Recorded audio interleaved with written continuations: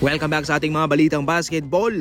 Bukas itong Indiana Pacers na i-trade si Miles Turner, itong kanilang veteranong big man mga idol. Nanggaling mismo ito sa The Athletic kay Jovan Buha. Malapit na kasing maging unrestricted free agent itong si Miles Turner. At yung kanyang gustong makuhang kontrata galing sa Indiana Pacers ay nasa 30+ million.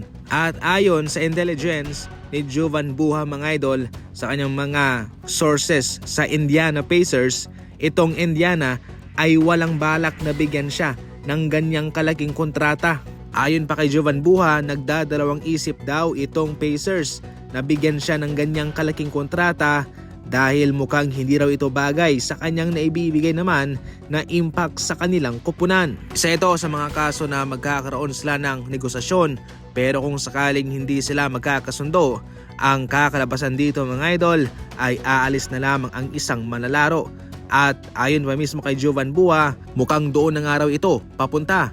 Ayon pa mismo sa kanya, if they don't, then from an asset management perspective, it makes sense to trade him and get him something back for him. Mas pipiliin na lang daw ng Indiana Pacers na i-trade si Miles Turner kaysa bigyan ito ng malaking kontrata. Sa kabilang banda mga idol, itong Golden State Warriors ay matagal nang nauugnay sa kanila. Sila ay interesado mga idol kay Miles Turner na isang big man na siguradong matutulungan sila sa kanilang kakulangan sa ngayon, especially sa kanilang pagpuntos sa loob. Bukas rin naman ang Golden State Warriors na i-trade na lang itong si Buddy Hield.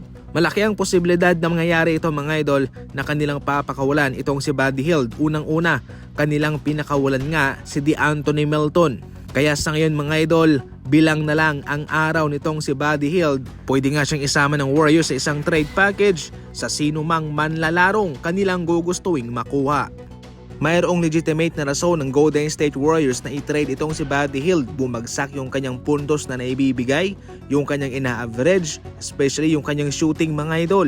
Definitely maski si Buddy Hield ay makakaintindi kung sakaling siya ay iti-trade na lamang ng Golden State Warriors. Sa ating huling balita, humanga naman si Kyrie Irving kung paano raw naka-adjust itong Boston Celtics sa kanilang laban. Ayon pa mismo mga idol, kay Kyrie Irving, isang former Celtics player, maganda raw itong strategy ng Boston Celtics kung saan heavy 3-point shooting sila nakupunan. Maliban daw kay Jason Tatum at kay Jaylen Brown, kung yung mga manalarong sina Derek White and Jrue Holiday ay kakamada rin, mainit ang kamay, mainit sa shooting, nako siguradong sila'y magdodomina talaga sa mga laban. Marami daw ang nagkikriticize sa Boston Celtics, pero kung titingnan daw itong kanilang performance sa ngayon ay wala rin namang pagkakaiba sa kanilang ginawa sa huling 2 taon.